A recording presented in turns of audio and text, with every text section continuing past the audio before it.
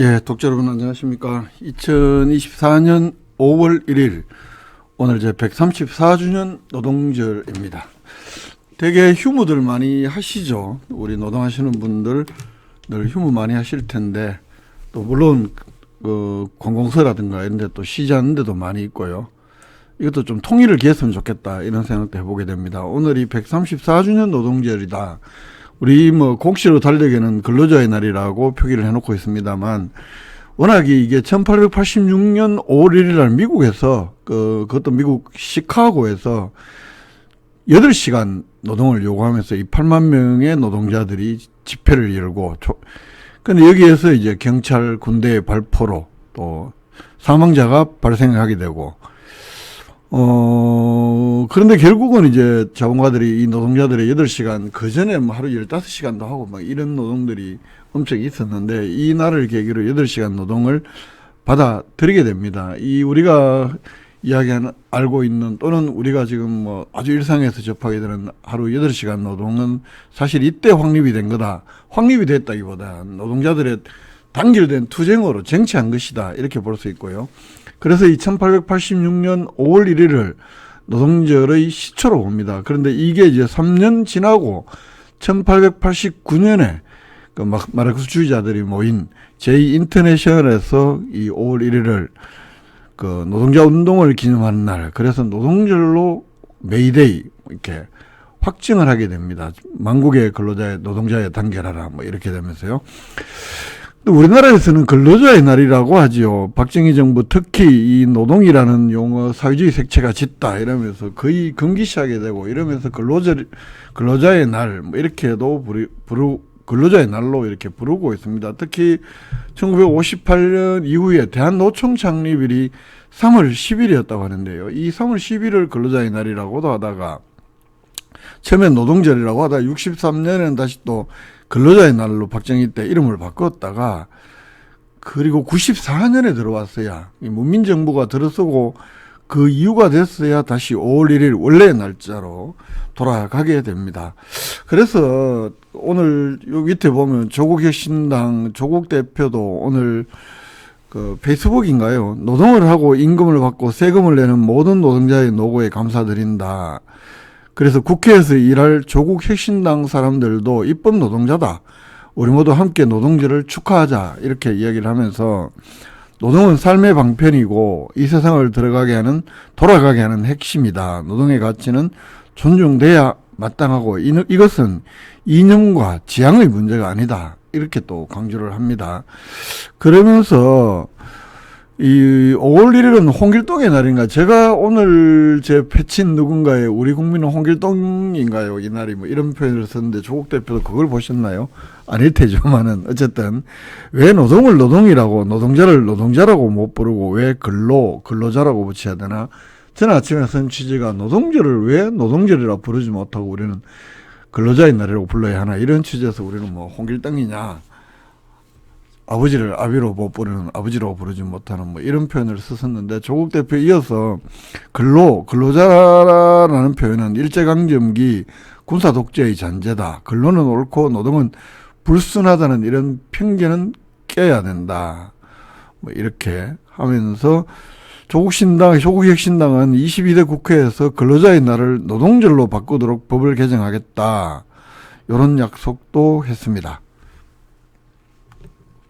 저는 그래서 노동자의 날이라고, 어딘가 모르게 근면하게 노동하는 어떤 노동을 권유하는 이런 것은 좋은데, 원래의 의미가 우리가 노동이잖아요. 일하는 것 자체가. 그게 근로라고 이야기를 하지 않잖아요. 노동조합이라고 하지 우리가 근로조합이라고 하지 않듯이요. 원래 이름을 찾아가는 것은 중요하다. 그런 점에서 그 근로자의 날을 노동절로 법개정했다는데 저는 전적으로 공감을 하고, 또 그러면서 오늘 페이스북에도 공감한다 이런 거를 올리기도 했었는데요. 여러분들은 생각 어떠실지 모르지만 저는 원래 이름을 찾아가는 게 맞다 이렇게 생각을 합니다. 노동자들도 당연히 노동절이라고 이야기를 하고 노동절 기념대회를 열고 오늘 또 서울에서 집회도 하고 그랬더라고요. 그게 맞잖아요. 요 사진, 요거 오늘 보도된 거, 근로자의 날을 노동절로 바꾸겠다, 법 개정하겠다. 요 조국 대표의 기사가 난 신문을 제가 붙여놓으신 것이고, 요것은 어제 저희 자막뉴스로 전북 물천리의 경주시 자전거 공원을 개장했다. 제가 그래 어제 뉴스 브리핑을 하지 않으면서 요거는 자막뉴스로 이렇게 보도를 해드렸었는데, 그 영상 조금 이따가 한번 보시도록 하고요.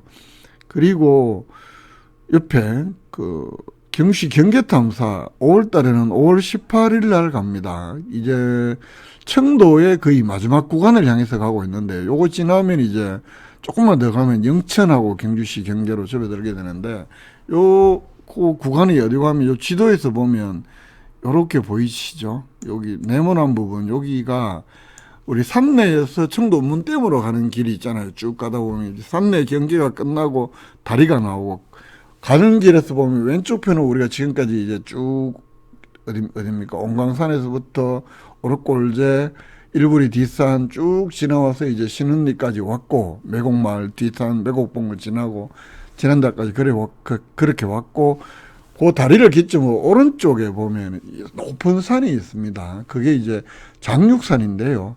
이 장육산을 기점으로 해서 쭉 이게 조례봉을 지나고 일부초등학교 폐교가 된 우라분교 뒤에까지가 요번 코스인데 한 11km 정도가 된다고 합니다. 오늘도 답사를 가셨는데, 그 구간에서 요번 달 진행을 할 텐데 5월 18일 날 진행을 합니다. 요즘은 해가 길고 아침에 해가 일찍 뜨고 하기 때문에 5월 달부터 8월 달까지는 아침 8시에 출발해서 진행을 합니다. 저희 홈페이지에서 지금 신청을 받고 있는데요. 경주 포커스를 보시면 여기 이렇게 배너 보이시죠? 요걸 클릭을 하면 이제 신청할 수 있는, 조금 전에 봤던 그 팝업도 나오고, 거기서 참가 신청하기를 클릭을 하면 이제 바로 내가 신청할 수 있는 그 창으로 할 수가 있거든요. 우리 방송을 보시는 분들께서도 5월은 연두색, 초록색, 이게 초록이 짙기 전에 요 아주 이쁜 색깔, 이게 4월 달부터 나타나기 시작해서 5월 달도 굉장히 예쁜데요. 아직은 뱀도 별로 없고 이제 6월 달이 되고 하면 산이 너무 막 녹음이 짙어서 가지도 막 짙고 이렇기 때문에 길도 잘 안 나고, 특히 우리 시경계 길은 그렇습니다만 산행하기가 일반 우리가 좋은 산, 등산로가 좋은 산은 관계가 없습니다만 저희 시경계는 그렇게 길이 좋지 않기 때문에 그런 코스 6월 달까지는 괜찮은데 7월 달, 8월 달 되면 아무래도 숲이 우거지고 해서 쉽지는 않은데요. 5월 달은 춥지도 않고 약간 이제 좀 산에 가면 더위가 몰려올 계절을 앞두고 4월, 5월이 정말 산에 가기 좋은 계절. 저희들 확실히 상가고 이 정도로 험한 길은 아니거든요. 거리가 길면 약간 줄일 수도 있고 한데, 여기에 많이 신청을 해주시면 또 선착순으로 30명만 저희들이 받습니다. 너무 많아도 앞뒤가 길고 해서 제대로 된 안내라든가 이런 것들이 어렵기 때문에 일단 선착순 30명을 받는데요. 많이 신청해 주시기를 바랍니다. 자, 우리 경주 포커스 뉴스를 보면서 어제 펌프 트랙을 갖춘 경시 자전거 공원이 어제 준공식을 가졌다. 여기 보문에서 이렇게 넘어가서 그쪽 가는 길, 천북 쪽으로 하는 길 쪽에 넘어가다가 이렇게 야구장 쪽 여기에 있는 곳인데 어제 준공식 가졌고요. 시비 6억 원, 또 정부 6억, 이렇게 총 12억 원을 투입을 해서, 이 펌프 트럭이 뭐냐면 페달을 밟지 않고 굴곡만 해서 이렇게 영상으로 좀 있으면 보시겠습니다만, 이렇게 말 그대로 좀 익스트림 스포츠 요런 쪽으로 스릴을 즐길 수 있는 트랙인데, 요게 초급, 중급, 어린이 코스, 이렇게 난이도별로 코스 갇혀 있고 누구든지 이용료 없이 즐길 수 있다고 하고, 오전 10시부터 오후 5시까지 연중 무휴로, 그래서 경주시에서는 자전거 동호인들 경주 방문 늘면서 보문관광단지 활성화에 도움되지 않겠냐 이런 기대도 합니다. 자전거 동호인들이 얼마나 와서 이 경주에 또 하나의 명물이 된 것은 맞지만, 그게 또 무슨 크게 경주 관광에 기여할다 하겠다 이까지는 그렇게 너무 그렇게 보기는 어쨌든 쉽진 않은 것 같은데요. 어쨌든 그 영상 한번 짧게 보시겠습니다. 이 영상은 참고로 경주시가 저는 드론이었거든요. 경주시청에서 드론 촬영한 영상을 제가 받은 겁니다. 편집만 제가 해서 어제 올렸던 영상인데요. 함께 보실게요.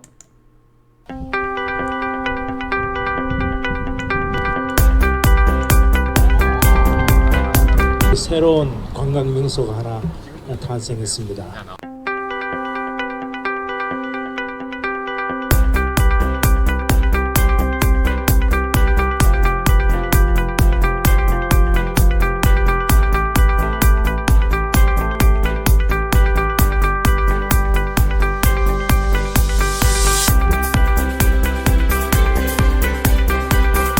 저렇게 울퉁불퉁한 트랙을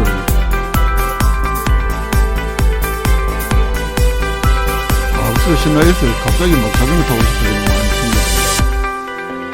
여러분들은 어떠신가요?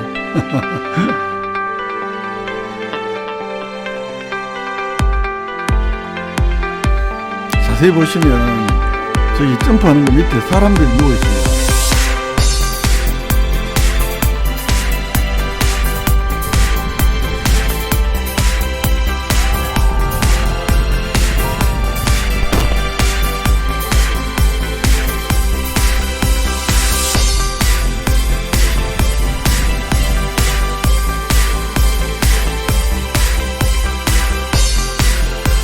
여기 보시면 저기 가다 보면 사람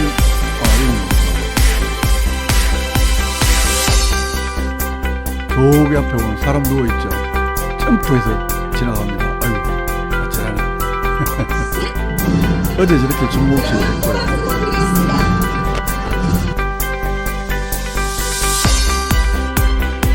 예. 요런 게 어제 개장을 했고요. 간단하게 또 몇 가지 뉴스를 보시겠습니다.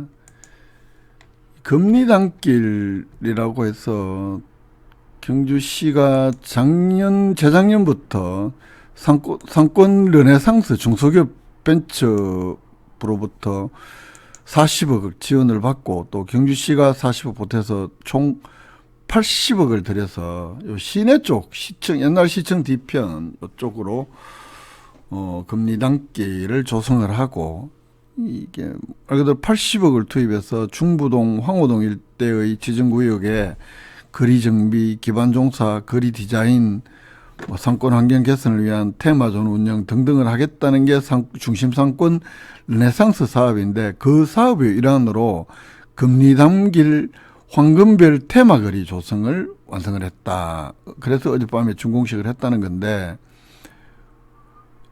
신라대종이 있는 그 옆에 신라의 정원 빛광장을 만들어서 뭐 이렇게 만들고 그 옆에 길에는 이런 화려한 조명도 만들고 이게 이제 결국은 전부 다 황리단길에 많이 모이는 그 경주 관광객들을 좀 중심 상권 시내 쪽으로 유입을 시켜보자 이런 취지로 추진하는 금리단길 황금 테마 거리 요 조명하고 뭐 이렇게 설치하는데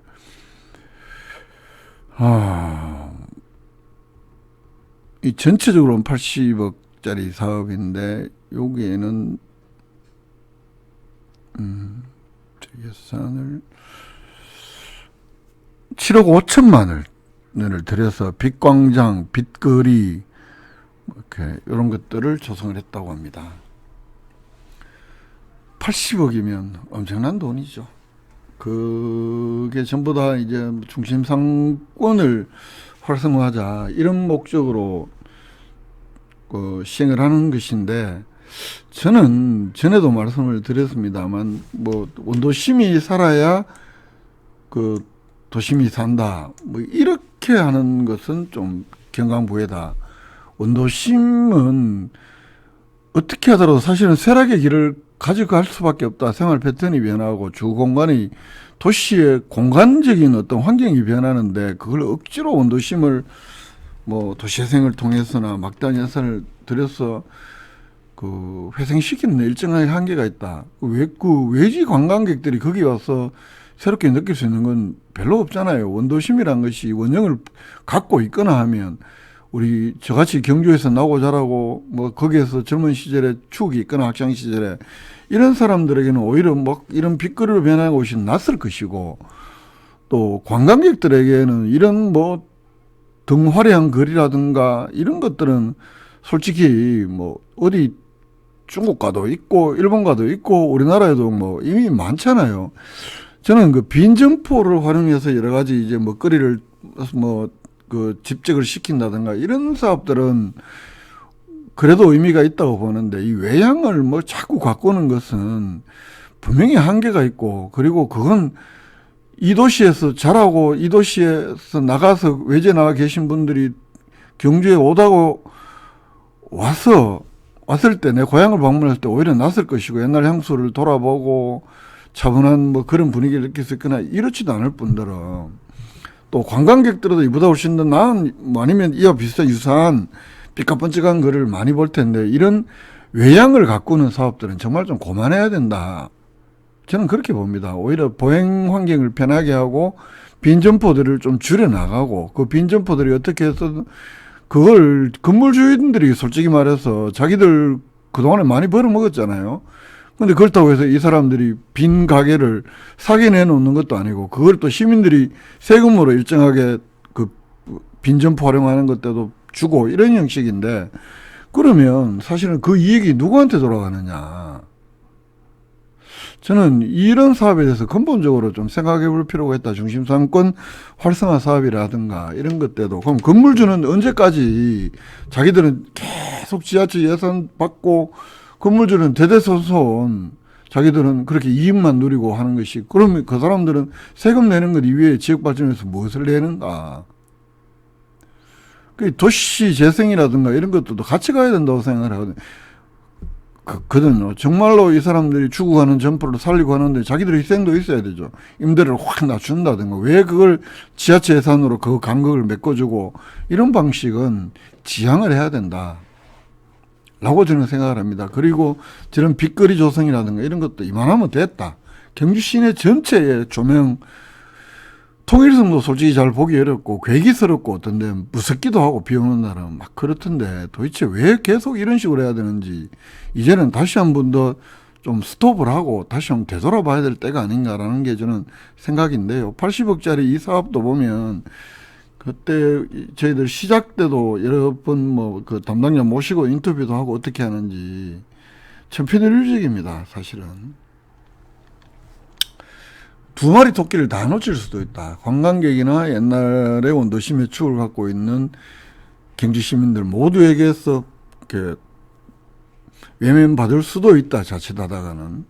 이제 이런 외양을 가꾸고 뭐 이렇게 깨끗하게 한다는가 하고, 안에 뭐 여러 가지 환경을 깨끗하게 한다, 구축한다는 거 하고, 하드웨어를 개선해서라도 그거랑 이렇게 자꾸 무슨 공공거리에 밑도 끝도 없이 조명 달고 무슨 교양성이니 뭐 알아듣지도 못하는, 그리고 빛이 번쩍번쩍거려.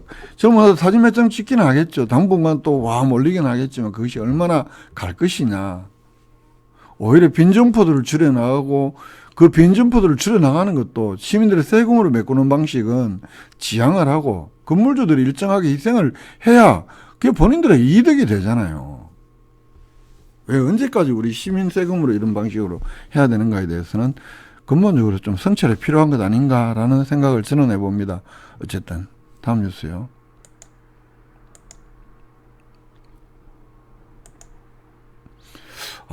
이 황천협동조합 정말 대단합니다. 이렇게 되면서 지난번에 우리 홍석영 이사장, 정수경 이사장인가요? 모시고 인터뷰도 하고 했습니다만, 이 워낙 일을 잘해서 이번에 또 8천만 원 그 관광벤처 공모전에 선정이 되면서 8천만 원 지원금을 확보해서 마을호텔에서 앞으로 이제 행복황천 이 도시재생 사업은 올해가 마지막인데요. 여러 가지 거점 시설이 있잖아요. 거점 시설 중심으로 그게 마을 부엌도 있고 뭐 여러 가지 주민센터도 있고 편의 시설도 있고, 이걸 중심으로 마을 호텔 올해까지 한 15개로 확대를 해서, 처음에 지난번 4개인가 8개 이렇게 시작을 했는데, 여기는 그 도시민박 특례를 받잖아요. 외국인만 받을 수 있는 게 아니고 내국인도 받을 수 있는 이런 특례가 주어져서 아주 활성화의 기반을 마련했다. 그래서 올 연말까지 사업을 마무리를 한다고 하는데, 이 게스트하우스라든가 마을부엌, 상권활력소 이런 중심시설, 거점시설 잘 활용을 해서 주민들하고 이 마을호텔들이 살면 자연스럽게 관광객들이 올 테고 또 그러면 골목길이 활성화되는 방향으로 잘 갈 텐데 이 행복황촌 이 사업은 정말로 좀 모범적인 케이스가 아닌가, 박수받아 마땅하다라는 생각을 많이 하게 됩니다.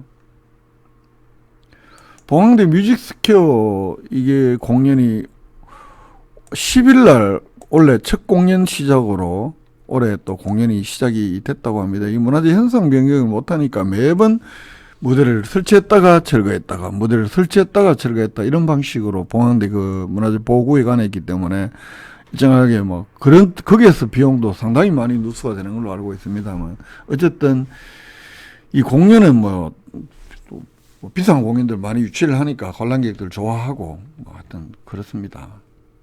10일 날 첫 공연을 시작을 한다는 소식이고요. 우리 성원전 사목이 이게 양북 쪽에서부터 시작이 되다 보니까 양남 쪽에 있는 게 맨 끝쪽에 사옥이 요 두 번째 있는 게 요게 사목인데 계획 예방 정비 한다고 합니다.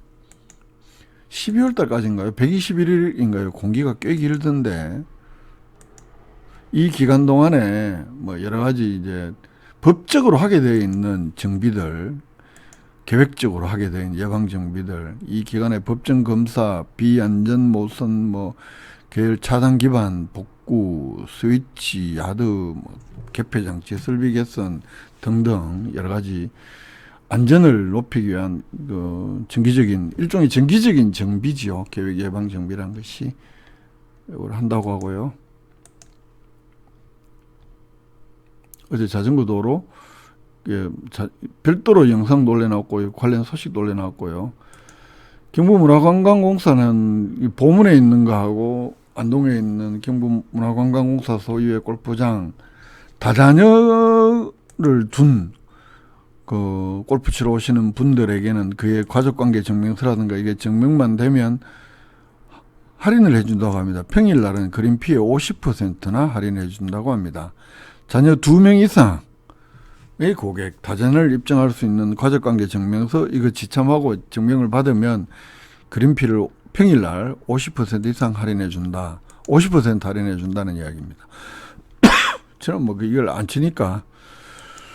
그리고 라한호텔 요런 거 라한호텔이 여러 가지 좋은 사업들을 발굴도 하고 그런 것 같아요. 그래서 어제 지역 청년 작가들하고 그 창업자들이 그 만든 작품들을 호텔 내에 옛날 현대호텔이잖아요. 지금 라한호텔 셀렉트 경주의 경우에는 그 지역 청년 작가들이라든가 창업자 작품을 전시할 수 있는 공간을 제공한다. 그래서 이제 경주시하고 업무 협약을 맺었다는 건데 경주시에서 황리단길에 청년 감성 상점에서 열었고 여기에 이제 1년에 한 번씩 응모작을 선정을 해서 1년 동안 그 황리단길 내에 있는 황리단길 생활문화센터 내에 있는 청년 감성 상점에서 1년 동안 전시 판매할 수 있는 기회를 주는데 여기에 입점한 업체들의 작품들을 이 란 호텔에 그 호텔에 있는 공간 그 북스토어 앤 카페라는 공간이 있는데요. 요 경주 산책이라는 이름의 북스토어 그러니까 책방하고 카페를 겸하는 요 란 호텔 안의 공간에 요 경주시가 선발해서 그래서 황리단길 내에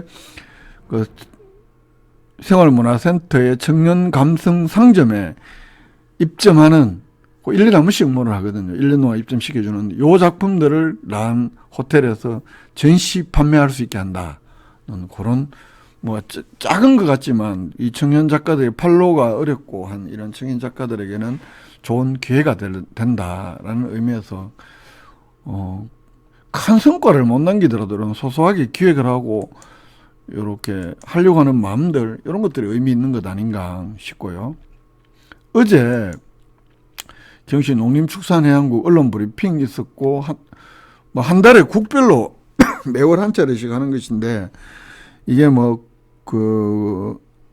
한꺼번에 막 수십 페이지짜리 1년 사업을 다 설명을 하니까 사실은 뭐 내실 있는 그 기자들의 질문 답변이 사실 좀 기대하기 어려운 측면도 분명히 있는데 어쨌든 경주시에서는 뭐 언론 소통 일환으로 작년부터 이렇게 하고 있는데 저는 그 실효성에 대해서는